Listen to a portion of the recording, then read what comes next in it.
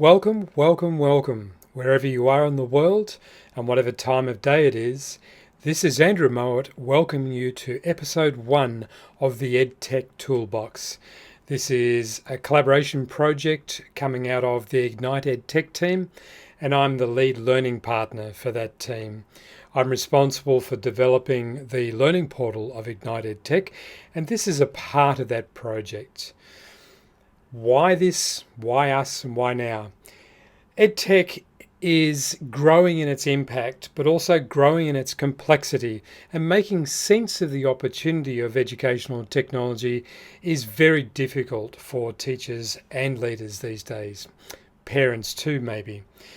While there may be a number of EdTech podcasts out there, the unique approach that we're going to be bringing here is not just sharing maybe some tools and some interesting apps that might improve the way you deliver teaching and learning in your classroom, but we also want to bring in other models that help explain why these sorts of tools might be useful. We also want to give you a robust framework from which you can determine the best way to use this technology. And a bit of a sneak peek, later on in this first session, I'll be talking about the 3 key questions that you need to have before you roll something out in the classroom. I'm someone who's very attracted to bright, shiny objects with technology. I love beautiful design and I love fabulous functionality. And I'm very easily wooed by technology. And so one of the things that I want to finish off with today is what you should do. 2 questions before the key question of how can I use this technology in the classroom. So this then is all about broadening your understanding of how you use educational technology to further teaching and learning. And one of the reasons I frame it like that is because this may not and should not be restricted to teachers alone. I have loads of friends in the thought leader community who are providing wonderful thought leadership and training, coaching, development to adult audiences. And I think that EdTech has a part to play in that domain as well. Typically, educational technology, or EdTech, has emerged out of the K-12 and the tertiary education space. And increasingly, every day it seems, there is a new app, a new platform, a new solution that is, not bombarding us, but certainly showering us with opportunity and choice. But one of the things I'd like to do in the audience that I'm trying to reach with this is to bring the ideas that we might see regularly used in the education domain and bring them out into more of the learning and development space for business and industry maybe. So, broad audience, anyone who's wanting to use technology to be able to further the impact of change through the agency of learning and teaching. 2 separate things. So we'll look at technology that will improve the learning game. We'll look at technology that will improve the teaching game. And within that, the cycle, of course, of preparation, delivery, and assessment being the 3 stages of any engagement where we're trying to teach in some way or form. This podcast is also a little bit different. Now, I'll look back at this, and you may look at this now like this and think maybe this seems a bit rusty around the edges, a little bit on the amateur side. And I'll have to admit to you that I've used a lot of technology, but I haven't done a lot of podcasting. So I've got a lot to learn. And maybe along that learning journey that I share with you, you might pick up some things along the way. So you'll see over time the production quality will improve. And you'll see perhaps my craft will also improve. But one of the things that strikes me about the podcast world is that you listen to it on an audio app, Apple Podcasts, Spotify. I tend to consume on Spotify myself, but I'm aware of a number of others that are more popular for podcasts than Spotify. But it tends to be an audio-only environment, and engaging in 2-way conversation can be difficult, particularly synchronously, but certainly asynchronously. A lot of these platforms don't have the opportunity to provide commentary back to the producer and the author of the podcast like myself. I'm happy to be corrected with anything I say and anything that comes out of ignorance, like that last statement. Feel free to reply to me and help me improve my knowledge base by understanding things like that last statement that might be erroneous. But it's certainly, in terms of my experience, when I consume a podcast by listening, often when I'm walking, there's not the opportunity to engage in a dialogue with the broad community. So one of the things that I'm seeking to do with this is to have this podcast sit in a few places. Firstly, you might be listening to this in Spotify. You might be seeing this on YouTube, in which case there's an opportunity to engage in dialogue around this particular episode and future episodes. But where this will live more deeply is on our learning platform, learning.igniteedtech.com. Now, on this platform, we're rolling out a series of courses and programs, and this podcast is one of those free programs. I hesitate to call it a podcast, but it is. It's following that format of me recording something hopefully of use and utility for you, publishing it in a few different places, and then you engaging with this asynchronously. This is not a live session. The reason I want this to live in our learning portal is that in this portal, just like a course, we can take the hybrid approach where I can wrap other resources in the section that supports this episode. So if you come to the learning platform, and there'll be links available for you to navigate to this portal. If you come to this portal, you'll see that around this session, there are other assets, other learning assets, such as guides, maybe some supporting videos, and even some live sessions that will be coming up that sit within the flow of a course. So this is really a bit of a hybrid experiment to bring the opportunity of podcasting and blend it with the functionality of courseware. Now, we use this courseware to deliver programs for learning, and in many ways, I'm simply hijacking that to use this for communication. On this platform, there is an opportunity for you to engage with a community of people who come on board and be a part of our learning.igniteedtech.com community. And you'll be able to engage with people using the elements of the course player, such as the Discuss tab, which you'll see on the left-hand side. If you're seeing this in YouTube, feel free to add comments, questions, and challenges in the dialogue below. And if you're listening to this on audio, please come and join in with the discussion in the places I've just mentioned. I've already mentioned who this is for. Really, it's about anyone who's using technology to engage in learning and teaching in some way. And that might be through pedagogy, typically our K-12 or K-tertiary domain, and anyone who's involved in adult education, andragogy. And I'd like this to reach all of those audiences because all of us can learn from each other, not just me to you, but I'm very keen for me to learn from you as well. So this next piece then, I just want to set the frame in this first piece here with how we might approach EdTech and the opportunity of different tools and the use of those tools. And I'd like to frame that in terms of our current world. And of course, we know that the world has changed tremendously in the last 12 months, particularly through the use of technology. Throughout the program and throughout the series of podcasts, I'll refer to some of my favorite tools, and two of those I'll call out earlier. One is David Rock's AGES model, which stands for Attention, Generation, Emotion, and Spacing, AGES. And this describes the pathway of adult learning, but is a useful model also for framing good teaching practice in a pedagogical sense. And the other is a typical robust model out of EdTech, especially in the K-12 domain, from Ruben Puentedura, and this is the SAMA model. And SAMA stands for Substitution, Augmentation, Modification, and Redefinition. And I'll be talking about those two models throughout this series of podcasts that we run.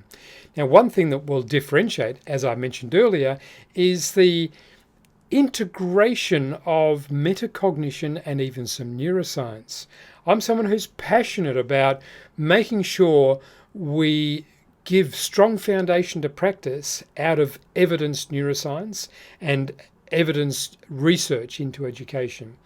There are so many fads in education which were not based on evidence, and these come and go. And I want this to have substance in both science and in practice. So you'll see me referring to models that stand the test of time and stand the test of research, whether that be science or practice. So to frame that, I want to talk about my own journey through education. And I was on a session earlier today talking to a group of people, and I recounted how my first year of teaching, and I'm a little bit shy of telling you this here because it will give away a good part of my age, and it's a bit scary, but I started teaching biology in a small country school in northwest rural Victoria, Australia, a place called Rainbow, and hi to those people who might be listening from that area of Victoria. I started then in 1984 teaching biology. And then their head of science at Rainbow High School had purchased 3 brand new off-the-shelf Macs. And you might remember the Macintosh computer was released in 1984. And I think somehow, a bit like a virus, that inserted itself into my learning DNA and the passion. I could start to see, not that I used these devices in any way that was useful, but somehow that seeded my love and the intertwining of technology throughout the rest of my career. As I moved from that role into other roles, I moved into more of a technology role with some schools. And up until about 1995, most of my practice was teaching about the technology. It was all about how to use Word, how to use the software, how to use Windows. I remember teaching in TAFE, in adult education, a whole term at a time, teaching people how to use MS-DOS. This was before we had GUI-based interfaces. And the whole of the term of teaching was about building people's lexicon of knowledge about the command line environment and what commands to use. It's really teaching a language, not technology. 1995 saw me take on a role at a Greenfields First Nations school, an Aboriginal school in eastern Victoria. And this suddenly opened my eyes to the concept of teaching through the technology, not about the technology. The idea of embedding and integrating the technology as a tool, taking the focus off the technology and using the technology as a relatively silent tool in the classroom.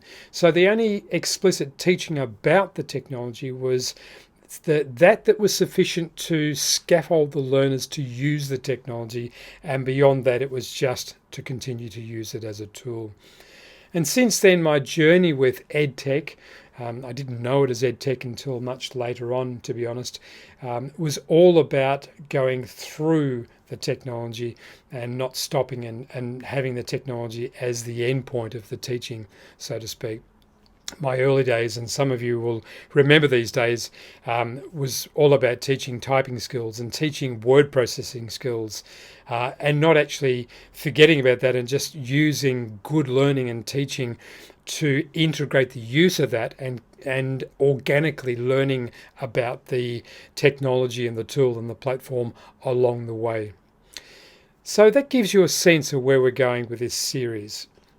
We will highlight tools, and I'm at risk and at fault of being wooed and wowed by technology as anyone, as mentioned earlier on. I have been the self-professed minister for bright shiny objects in many of my workplaces, and I become an advocate and a champion for a lot of things that I see, and tell people, wow, you should see this, and I reckon you should use that. And even in my recent time with colleagues, with a number of thought leader groups around the world, I'm still doing that. I'm acting as a champion for the use of technology, but often just by introducing the idea of this piece of technology to start with. And we'll do that in this podcast series. We'll show you these tools. And most often, a lot of you, hopefully nearly all of you, will be wowed by these tools. But I think there are two questions that you need to ask before you go into racing off, downloading and using these in your classroom. And these two questions are powerful learning design questions in any context. And the first is, what change am I trying to bring? What's the transformation that I'm looking for? Whether this be in a single class in mathematics in P5, whether it be in a training program about how to have courageous conversations, you must identify the change that you are promising and trying to deliver on. Now, a subtext to that line, I think in the world we overpromise and underdeliver in terms of the transformation that we position.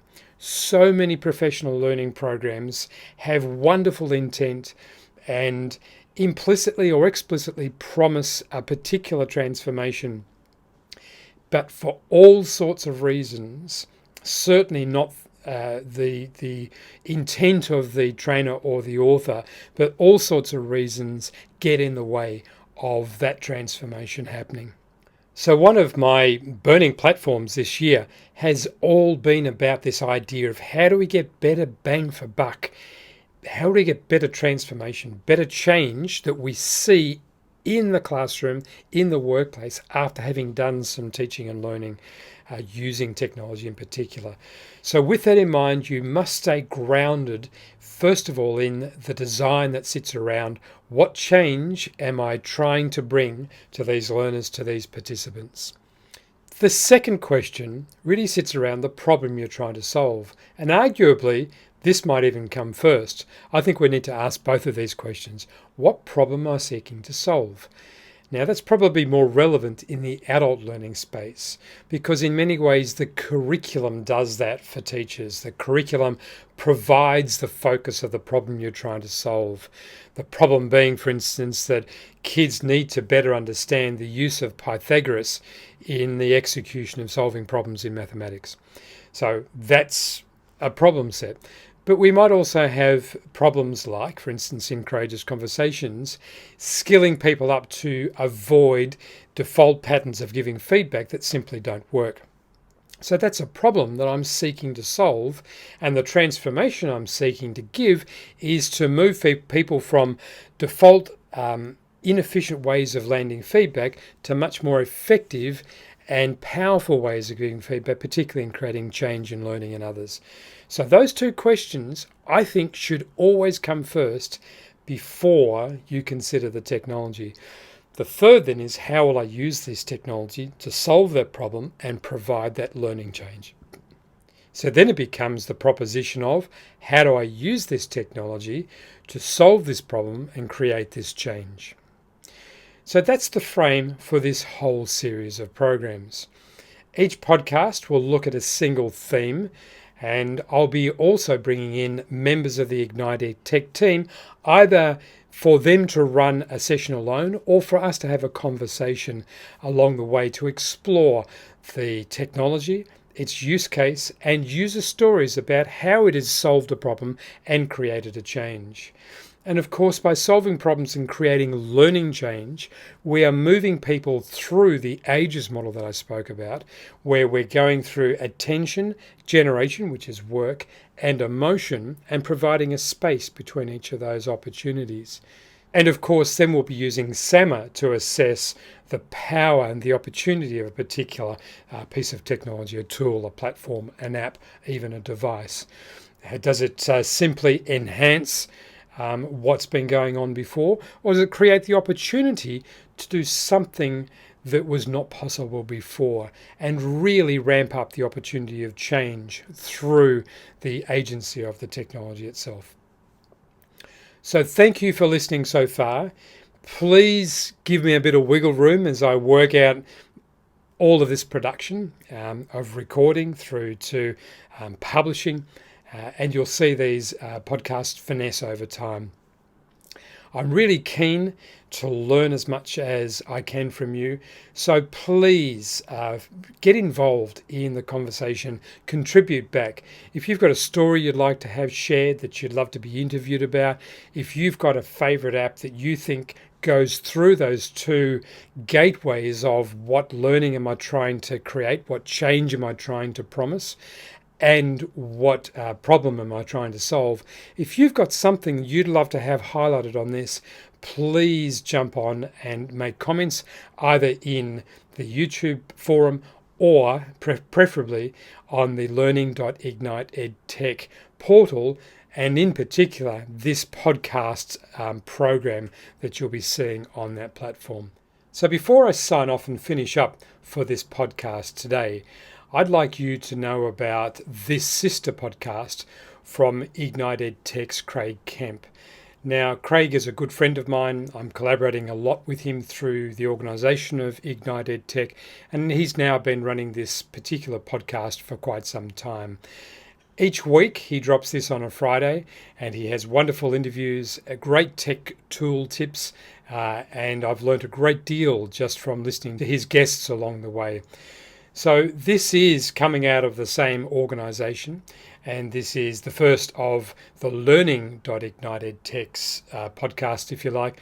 But I'd really love you to be aware of this fabulous podcast from Craig. And Craig's a real thought leader in the EdTech space, a wealth of experience, and a wonderful connector between practitioners, schools, organisations, and the vendors, the EdTech companies themselves that provide fabulous and unique solutions. So check it out. I'll have the link in the show notes, but if you just look up the Ignite EdTech podcast on your favourite platform, and maybe even here soon, we'll have this podcast sitting on the learning platform for Ignite EdTech. So with that shameless plug, let's finish up on this first session. From the next episode, we will start to talk about tools that are making a big difference in the delivery of that transformation that I mentioned before. In the meantime, I'd love you to contribute back on Twitter, and I'll have all of the links here for you so you can check that out. On Twitter, on this platform, learning.igniteedtech.com, on the YouTube channel, what is it that's your favorite tool? What's a great story that you can bring that can illustrate how you've used a technology to either improve delivery through the moment of teaching or massively transform the outcomes in the moment of learning? I'd love to hear that. I'd also love to know about what you think your go-to tool has been over the last 12 months that has really taken your opportunity and your teaching and learning, be it in the adult world or the K-12 or tertiary world. What tool has taken your teaching and learning into the realm of something that you could never have thought was possible before? Have a wonderful week ahead. I hope that's been helpful today. Grow well.